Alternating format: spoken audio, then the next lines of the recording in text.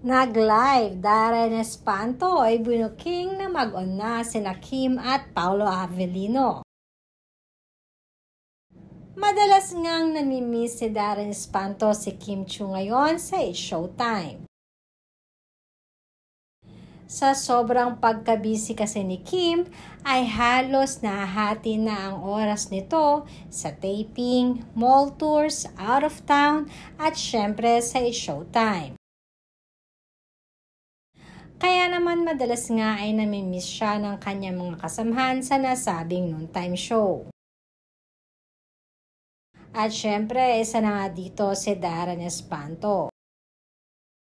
Ayon nga sa aming napag-alaman, ibinuking nga ni Darren ang kaibigan na si Kim Chiu dahil hindi niya sinasadyang ibuking or sabihin ang mga kumakalat na balita ngayon patungkol sa relasyon nito kay Paolo Avellino.